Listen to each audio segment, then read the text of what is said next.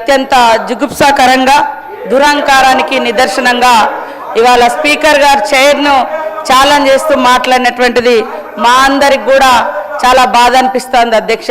ఎందుకంటే అట్టడుగు వర్గాల బిడ్డలు ఇప్పుడిప్పుడు కొన్ని ఉన్నత పదవుల్లోకి వచ్చి మరి శాసనాలు చేసేటువంటి స్థానంలో ఉన్నటువంటి వాళ్ళను భయోత్పాతానికి గురి చేసే విధంగా నువ్వు కేవలము అక్కడ శాసనసభలో అంటే స్పీకర్గా కూర్చోవడం మాత్రమే, నీకు ఎలాంటి హక్కు లేదు, అధికారం లేదు. అంటే స్పీకర్ పదవి అనేది రాజ్యాంగబద్ధమైనటువంటి పదవి.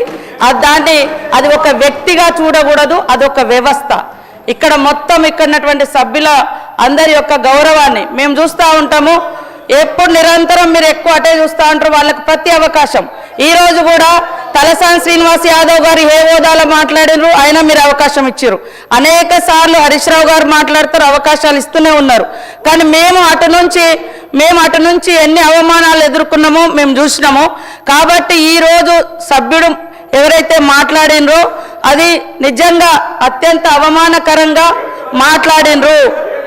అంటే ఈరోజు ఎట్లా ఉందంటే కొన్ని వర్గాలకు కొన్ని కుటుంబాలకు కొంతమందికే గౌరవము, మిగతా వాళ్ళకి ఎవరికి ఆ గౌరవం దక్కకూడదని ఏకవచనం కాకుండా నీకు అని మాట్లాడినరు. మా దగ్గర విజువల్స్ ఉన్నాయి, అవన్నీ కూడా సభ ముందు పెట్టడానికి ఎప్పుడైనా సిద్ధం.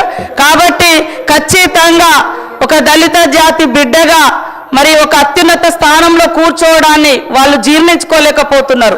అందుకని పదే పదే అవమానకరంగా నిన్న కూడా ఒక స్పీకర్ ట్రైబల్స్ గవర్నర్ గారిని కాంగ్రెస్ కార్యకర్త అంట అక్కడే మాజీ సీఎం గారు కూర్చొని గతంలో గవర్నర్ గారు మాట్లాడే ప్రతి మాట మా ప్రభుత్వం మాటనే అని ఆ రోజు కేసీఆర్ గారు ఓన్ చేసుకున్నారు. ఈరోజు మరి కార్యకర్త అని అలా ఆపాదించడం, గవర్నర్ గారు కూడా ఒక రాజ్యాంగబద్ధమైనటువంటి పదవిలో ఉన్నాడు.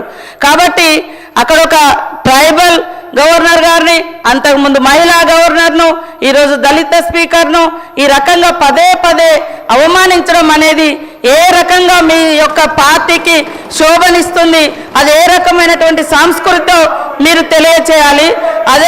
అందుకనే ఖచ్చితంగా ఈ యొక్క సభా సాంప్రదాయాలు పాటించాల్సిన అవసరం ఉంది. మీరు అధికారంలో ఉన్నప్పుడు అనేక రూల్స్ తీసుకొచ్చి మేము కనీసం ఒక ఏదైనా పేపర్ కూడా పట్టుకొని నిరసన కూడా తెలియజేయడానికి లేకుండా చేశారు. కనీసం పోడియం దగ్గర కూడా రానియకుండా చేశారు. అయినా ఈరోజు మీ యొక్క అన్ని హక్కులను కాపాడుతున్నటువంటి స్పీకర్ గారిని ఆ రకంగా టార్గెట్ చేయడము ఇది అత్యంత బాధాకరం. కాబట్టి సంబంధిత సభ్యుడిని సభ్యత్వం రద్దు చేయాల్సిందిగా శాసనసభ నుంచి ప్రతిపాదించడం జరుగుతూ ఉంది. గౌరవ మంత్రి గారు ఉత్తమ్ కుమార్ రెడ్డి గారు. Speaker sir